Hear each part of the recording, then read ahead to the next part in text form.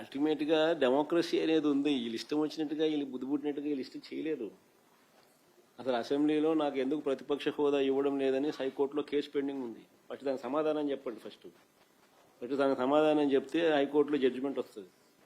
వీళ్ళు సమాధానం ఏదో ఇచ్చే పద్ధతిలో ఇస్తే జడ్జిమెంట్ వచ్చే పద్ధతిలో జడ్జిమెంట్లు వస్తే దాని పద్ధతి ప్రకారం జరుగుతుంది. దాని తర్వాత ఏం చర్యలు తీసుకుంటారో వద్దని కూడా చెప్పినాడు. చంద్రబాబు నాయుడు అనే వ్యక్తి అసెంబ్లీకి నేను ముఖ్యమంత్రిగా ఉన్నప్పుడు 2 రోజులు వచ్చినాడు. ఫస్ట్ దానికి సమాధానం వీళ్ళు ఎత్తుక్కోవాలి.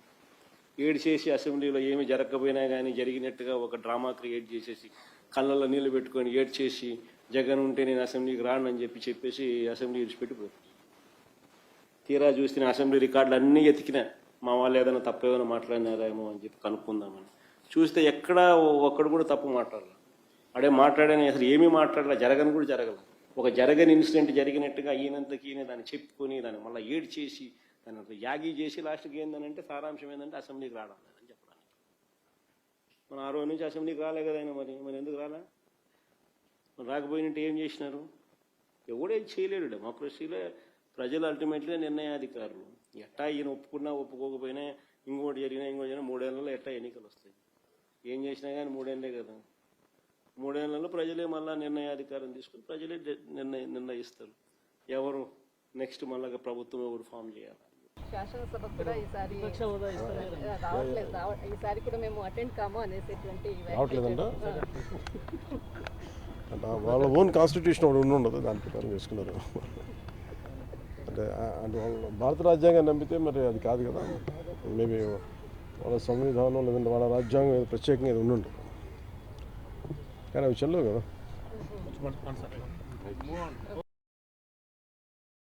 అధినేతగా ఉన్నారు. సేమ్ టైం మళ్ళీ ఒకసారి మీ పాత జ్ఞాపకాల్లోకి ఇక్కడికి వస్తే ఎలా అనిపించింది? అంటే మీరు అక్కడ మన భరత్ ముని ఇది వాక్యం చదివితే కూడా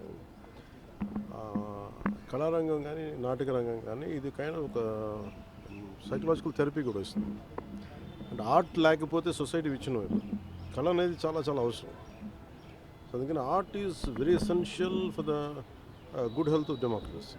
సో అంతేగాని దీన్ని జస్ట్ సినిమా పరంగా అలా కాకుండా any good art, any fine arts are very essential for the health of democracy. I think India government under the leadership of PM Modi ji is doing an amazing job and letting the NSD National School of Drama as an autonomous body than before, and introducing Bharat Muni into this is the cultural ethos of our nation, introducing Bharat Muni after post 2014, and that will bring a profound change in the existence of this and running of this institution. Upcoming stars తో power star interaction అయినప్పుడు ఏమనిపించింది sir? అందరూ ఏమంటారు? అంటే brilliant actors అంటే it's tough job అండి. ఇక్కడ ఒక అపాయింట్ అంటే మీన్ ఇక్కడ ఒక ప్లేస్మెంట్ రావాలంటే you have to really fight it out. It is like IIT అంటే చాలా కెపాసిటీ ఉండాలి. And that is amazing thing ఏంటంటే వాళ్ళందరూ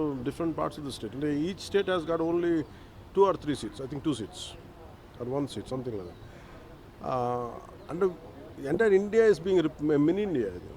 And people can interact with each other, different languages, different cultures, but they all think as one unit as Bharat. I think నాకు అది బాగా నచ్చుతుంది ఎన్ఎస్డీలో. అంటే నేను యాక్టింగ్ నేర్చుకున్నప్పుడు ఇక్కడ చదివిన ఇక్కడ చేసిన సత్యానంద్ గారు కొంతకాలం ఉన్నారు ఇక్కడ. సో ఆయన నాకు చెప్తూ ఉండాలి ఎన్ఎస్డి గురించి. సో నాకు ఆ ప్యాషన్ ఉండిపోయింది చిన్నప్పటి నుంచి, అండ్ నేర్చుకున్న ఫార్మేటివ్ ఇయర్స్ నుంచి. చెప్పండి ఢిల్లీ వచ్చినప్పుడల్లా బుక్ షాప్ తనకి వస్తాను.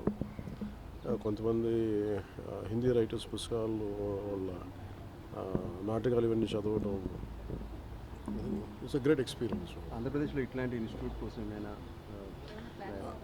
ఇంతకుముందు కూడా గతంలో కూడా ఉమ్మడి రాష్ట్ర ప్రభుత్వంలో వచ్చినట్టుంది. నేను ఖచ్చితంగా అది పరిశీలిస్తాం. అంటే మనకి Telugu cinema become global phenomenon. అలాగంటే నేనేం నమ్ముతున్నానంటే art form first primary responsibilities to heal the people. అంటే సినిమా లేకపోతే కానీ ఆర్ట్ ఫామ్ లేకపోతే ఆట పాట లేకపోతే వైలెన్స్ పెరిగిపోతుంది. మనుషులకి అంటే ఆటపాట ఫైన్ ఆర్ట్స్ ఇవన్నీ ఏంటంటే it is an outlet of our inner turmoil inner crisis. So ఇది ఆర్ట్ అనేది ఎప్పుడు దీన్ని బయటికి తీసుకొస్తుంది. కానీ మేము ప్రత్యేకించి గ్లోబల్ ఫినామినా అయిపోయింది తెలుగు సినిమా. దానికి తగ్గట్టుగా టాలెంట్ కూడా పెరగాలి, కేబిలిటీస్ పెరగాలంటే ఇప్పుడు చూడండి ఎన్ఎస్డి ఎక్కడెక్కడో మారుమూలల నుంచి they are able to pick. అలాగే మనకి ఆంధ్రప్రదేశ్ నలుమూలల నుంచి ఇంక్లూడింగ్ ఐ ఫీల్ తెలంగాణ నలుమూలల నుంచి డబ్బు అంటే 70% ఆఫ్ ది స్టూడెంట్స్ అందరూ కూడా ఒక గ్రేట్ బ్యాక్గ్రౌండ్స్, ఆర్థికమైన ఉన్నత స్థితిగతుల నుంచి వచ్చిన వారు కాదు ఇక్కడంతా. అలాగే మనకు కూడా తీసుకురమ్మని చెప్తున్నాను కోర్స్ ఒకటి, దానికి కావాల్సిన ల్యాండ్ కూడా నేను ముఖ్యమంత్రి గారితో కూడా మాట్లాడతానని చెప్పాను. Sir I'm going to invite them official. Andhra Pradesh ప్రభుత్వం తరఫున ఇన్వైట్ చేసి ఒక ఎన్ఎస్డి క్యాంపస్ ఉంటే బాగుంటుంది. అలాగే నెంబర్ ఆఫ్ అంటే టాలెంట్ని గ్రూమ్ చేయడానికి చాలా అవసరం దొరుకుతుంది అనేది నాకు this what we should explore. సినిమాల గురించి సినిమా టైంలో మాట్లాడాలి.